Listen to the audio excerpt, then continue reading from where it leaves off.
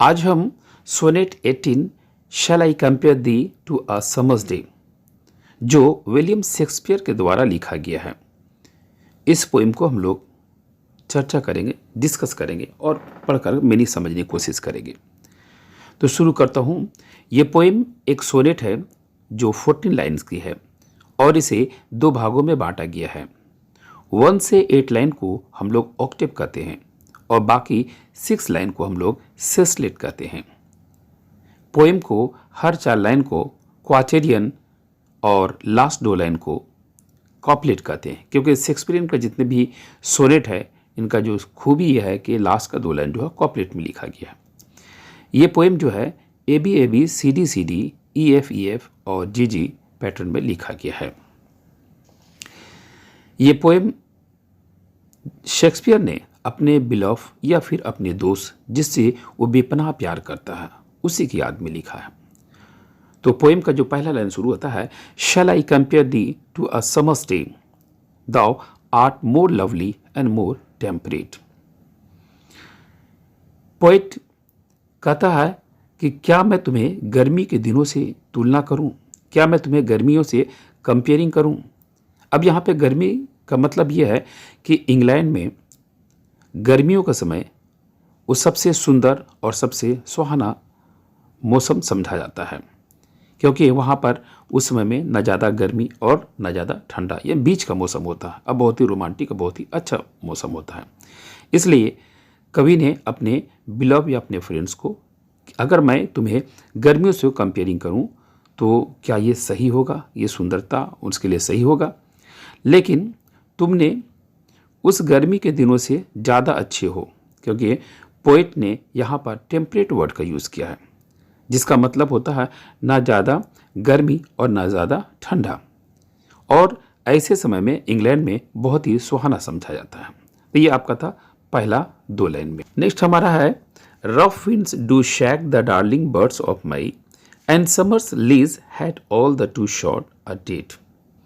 यानी कवि कहता है कि मई के महीने में जो तूफानी और तेज हवाएं चलता है वो खिले हुए कलियों को हिला कर रख देती है, और गर्मी जो आते हैं तो उनका टाइमिंग भी कम होता है, क्योंकि समर को यहाँ पर लीज बताया गया है। लीज का मतलब टेम्पोररी, जो लंबा समय के लिए नहीं होता।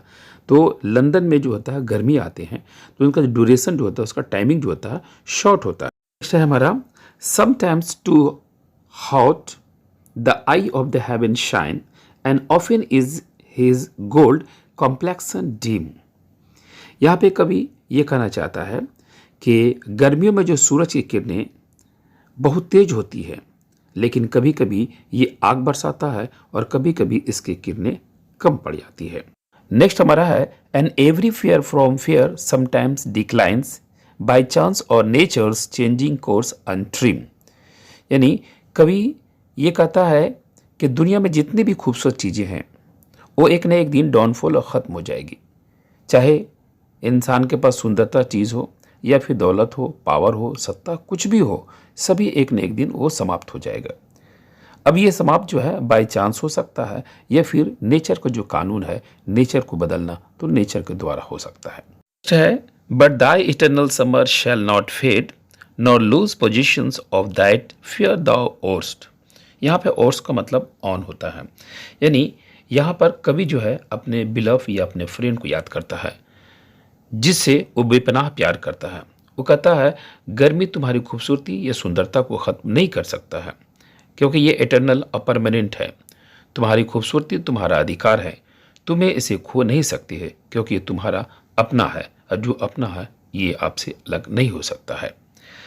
नेक्स्ट हमारा है, nor shall death brag thou wander'st in his shade when in eternal lines to time thou grow'st.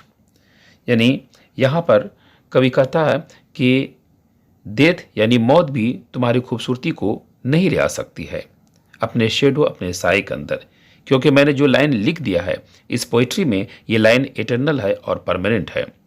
यानी वक्त के साथ साथ ये पोइट्री और भी पॉपुलर होगी और तुम्हारी खूबसूरत भी बढ़ती जाएगी। जैसे जैसे ये पोइट्री फेमस होंगे उसी तरीके से तुम्हारी सुंदरता और बढ़ती जाएगी। और इस पोएम के जो लास्ट दो लाइन है, यानी लास्ट कॉपलेट में, so long as mind can breathe और eyes can see, so long live this and this gives life to thee. यहाँ पर अंत में कवि कहता है, जब तक इस दुनिया में लोग जिंदा रहेंगे और सांस लेंगे, जब तक आंखें इस दुनिया को देख सकेंगी, तब तक ये पोइट्री जिंदा रहेगी।